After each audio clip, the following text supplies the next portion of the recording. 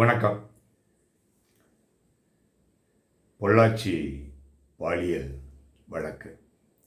இந்த வழக்கில் அனைவருக்கும் வாழ்நாள் சிறை தண்டனை கொடுக்கப்பட்டிருக்கிறது. அது ஒவ்வொரு செக்ஷனுக்கும் 7 வருஷம், 10 வருஷம், ஆயுள் தண்டனை இந்த மாதிரி எல்லாம் கொடுத்து ஏக காலத்தில் இதை அனுபவிக்கணும் அப்படின்னு சொல்லிட்டு வாழ்நாள் சிறை, சாகும் வரை ஆயுள் தண்டனை அப்படின்னு கொடுத்துருக்காங்க செஷன்ஸ் கோர்ட்டில்.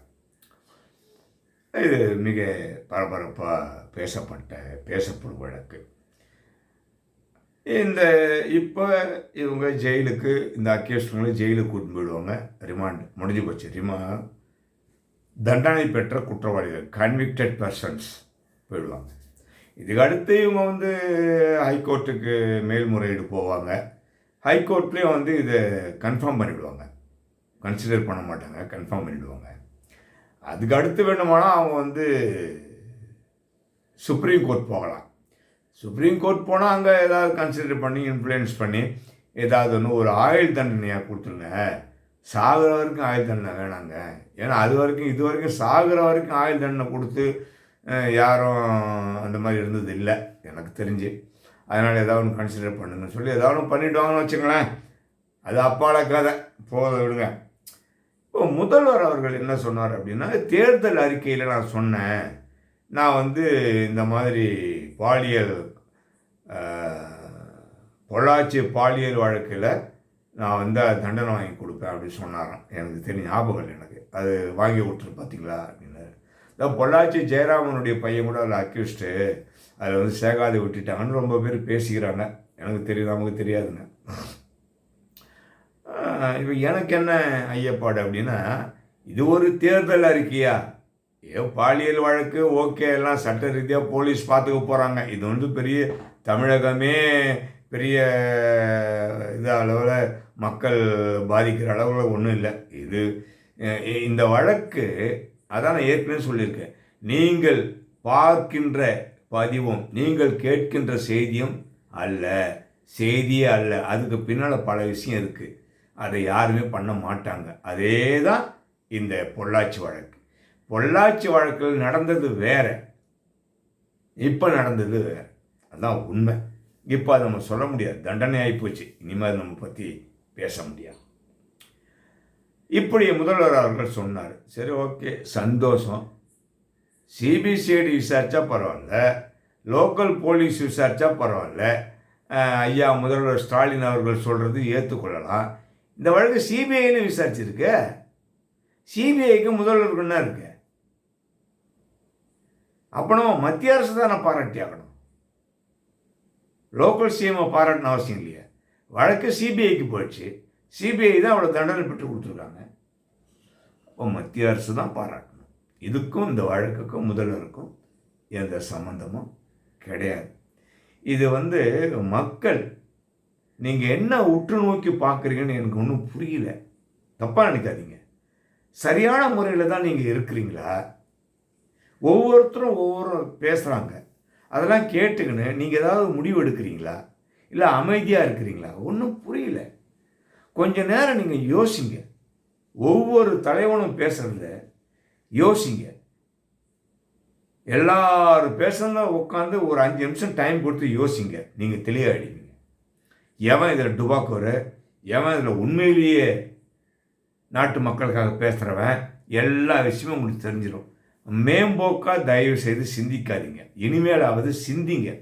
யாராக இருந்தாலும் சரி, இல்லை அதிமுக ஆட்சியாளரும் சரி நம்மளை ஏமாற்றுவாங்க, திமுக ஆட்சியாளர்களாக இருந்தாலும் சரி நம்மளை ஏமாற்றுவாங்க, அலங்கார வார்த்தைகள் செய்து ஒன்று பண்ணுவாங்க. சரி, இது ஒரு தேர்தல் வாக்குறுதி நிறைவேற்றிட்டார், சந்தோஷம். துப்பாக்கி சூடு, தூத்துக்குடி எத்தனை பேர் இறந்தாங்க, கொலை செய்யப்பட்டார்கள்.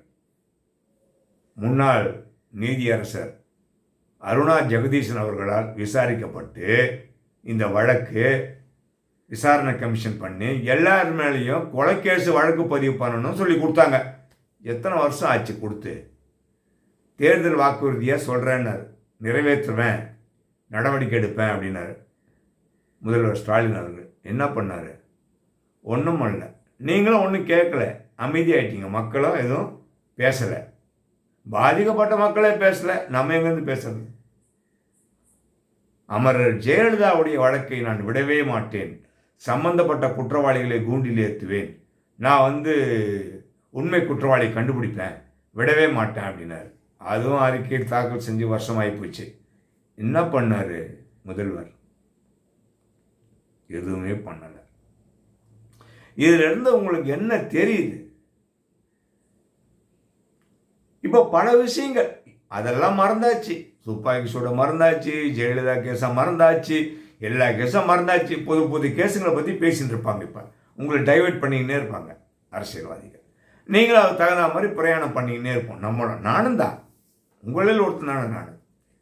அப்போ நம்மளை பிரெயின் வாஷ் பண்ணி, அட்டென்ஷன் டைவர்ஷன் பண்ணி, நம்மளை ஒன்றுமில்லாமல் ஆக்குறாங்க. அதான உண்மை? சொல்லுங்கள். ஒரு அக்யூஸ்ட் எஸ்கேப் அதில் பொள்ளாச்சி பாலியல் வழக்கில் நீங்கள் என்ன பண்ணிருக்கணும்? அந்த அக்யூஸ்டை சேருங்கன்னு சொல்லியிருக்கணும். தமிழ்நாடு கவர்மெண்ட் சார்பாக பெட்டிஷன் போட்டு ஒரு குற்றவாளி தப்பிச்சிட்டாங்க, அந்த குற்றவாளியை சேருங்க, எப்படி நீங்கள் வெளியே விட்டீங்க அப்படின்னு கேட்டிருக்கணும். அது கேட்கறது யோகியதை இல்லையா உங்களுக்கு? அப்போ இப்போது மாறு தட்டிக்கிறீங்க, நாங்கள் கேஸை ஜெயிச்சு கொடுத்துட்டோன்னு. யார் ஜெயிச்சு கொடுத்து? சிபிசிஐடியா? லோக்கல் போலீஸை ஜெயிச்சு கொடுத்து கிடையாது. இப்படி பல முன்னுக்கு பின் முரண்பாடான விஷயங்களை சொல்லுவாங்க. அவங்க உங்களை கடந்து போய்க்கினே இருப்பாங்க. எடப்பாடி பழனிசாமி அப்படிதான் சொல்லுவார், போய்க்கினே இருப்பார். நமக்கு கேட்கறதுக்கு யோக்கியதை கிடையாது, திராணி கிடையாது. அன்னைக்கு சொன்னியே, நீ ஏன் நிறைவேற்றலை? ஒருத்தரும் கேட்க மாட்டீங்க. ஏன்னா உங்கள் பிரச்சனை உங்களுக்கு இருக்குது. அதுக்காக தான் எதிர்கட்சி அதை எதிர்த்து ஆளுங்கட்சிக்கு எதிராக குரல் கொடுக்குறவங்க தவறுகளை சுட்டி காட்டுறது பல கட்சி இருக்குது. இந்த பல கட்சி என்ன ஆகுது? பல கட்சியில் சில கட்சிகள் எதிர்கட்சிக்கு வெண்சாமரம் வீசுவது, சில கட்சிகள் ஆட்சியாளர்களுக்கு வெண்சாமரம் வீசுவது. இப்படி தான் நாடு விளங்குமா? உருப்படுமா நாடு? சொல்லுங்கள். எவ்வளோ வழக்குங்க இந்த மாதிரியான பெண்களுக்கு எதிரான வன்கொடுமை வழக்குகள் எவ்வளோ கிடக்குங்க. இவங்களுக்கு தேவைன்னா அதை எடுத்து வச்சு அரசியல் பண்ணுவாங்க, தேவைன்னா கண்டுக்கவே மாட்டாங்க. 30 வருஷத்து கேஸோடு தோண்டி எடுப்பாங்க. தேவைன்னா தேவை இல்லை அப்படின்னா இப்போ நடந்த கேஸை கூட கண்டுக்காது விட்டுருவாங்க. இதுதான் நம்ம அரசியல்வாதிகளுடைய காலம் காலமாக இவர்கள் கடைபிடிக்கிற ராஜதந்திரம். பொதுமக்களுக்கு எப்பவும் ஐஸ் ஃப்ரூட் தான் கொடுப்பாங்க. ஆப்பு தான். நீங்கள் எதுவுமே பேச முடியாது. நமக்கு தான் 2000 ரூபா கொடுத்துட்றாங்களே, 1000 ரூபா வாங்கிக்கிறோமே நம்ம தான். நம்ம எங்கே நாங்களும் போய் கேட்கறது? நம்மளும் பாதிக்கப்பட்டிருக்கிறோம். நமக்காக குரல் கொடுக்க எந்த அரசியல்வாதியும் கிடையாது. நம்மளும் கண்ணை மூடின்னு ஓட்டை போட்டுடுறோம். ஓட்டு வாங்குற வரைக்கும் நம்ம காலை கழுவி குடிக்கிறாங்க இந்த அரசியல்வாதிங்க. ஜெயிச்ச உடனே மேடையில் போய் உட்காந்துக்கிறாங்க.